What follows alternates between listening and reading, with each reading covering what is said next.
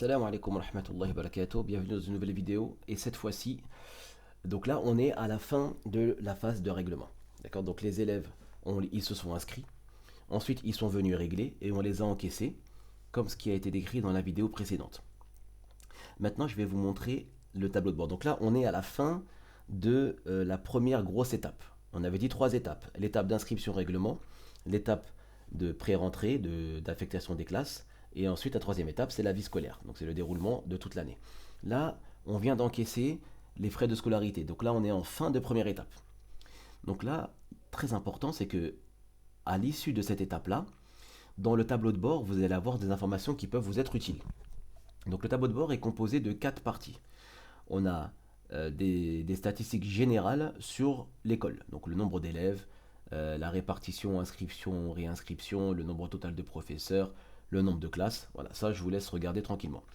Mais il y a deux onglets qui vont vous être intéressants, qui vont vous être utiles, en particulier l'onglet classe.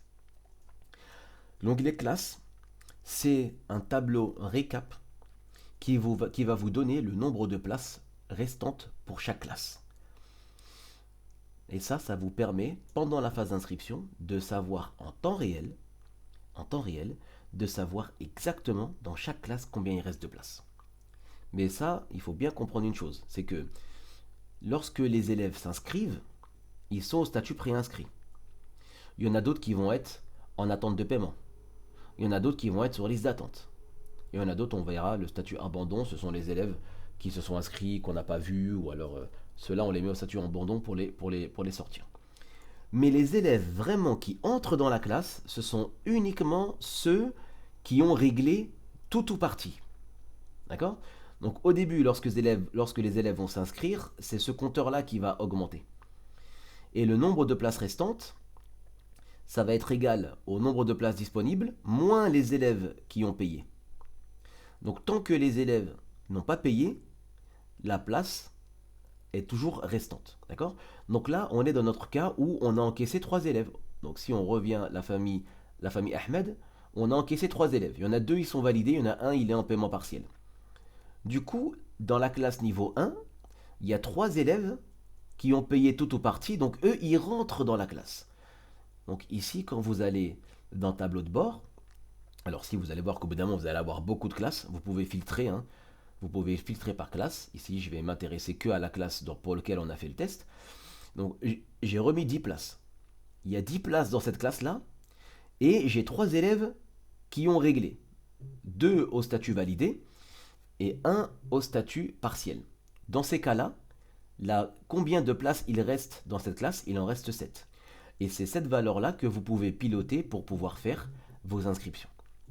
Et pour la partie comptabilité, et ben ici vous allez avoir les informations qui vous ont été réglées.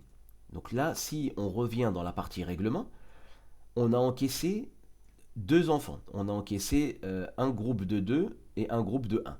Donc en tout, il y a 850 € qui doivent être payés, mais il n'y a que 800 € qui ont été payés. Il reste 50 €. Et bien quand vous allez dans le tableau de bord, cette fois-ci dans l'onglet comptabilité, vous allez voir le montant total qui doit vous être réglé, qui fait référence aux 2 inscriptions.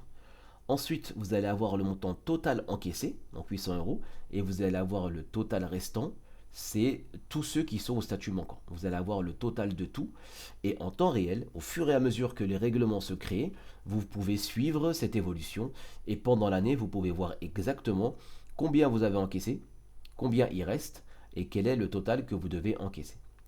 Ensuite, vous avez une répartition par espèce, total encaissé par espèce, total encaissé par carte bleue, total encaissé par virement et total encaissé par chèque. Et là, ce qui est intéressant, c'est que juste en bas, vous avez une répartition des chèques par mois. Ça veut dire que là, vous avez exactement le nombre de chèques que vous allez encaisser au mois de septembre avec un montant total de combien. Donc ici, on voit, dès que vous mettez la souris, vous voyez qu'en septembre, vous allez encaisser 2 chèques pour un montant de 120 €.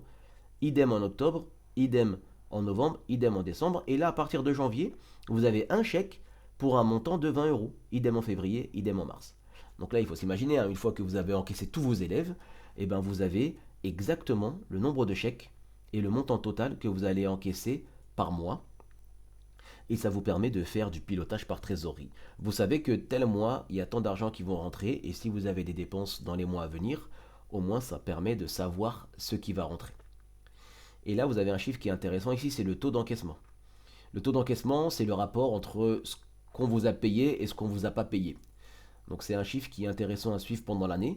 Et voilà, ça, le but c'est de tendre au maximum vers 100%. Donc voilà, on sait comment ça se passe, il y a toujours des élèves ou des parents qui ne payent pas.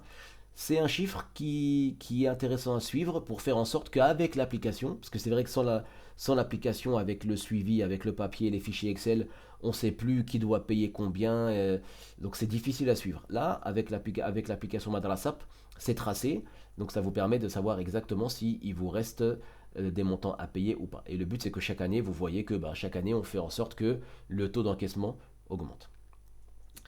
Donc voilà pour la partie tableau de bord et la partie budget, je vous expliquerai ça dans une prochaine vidéo. Wassalamu alaikum wa rahmatullahi wa barakatuh.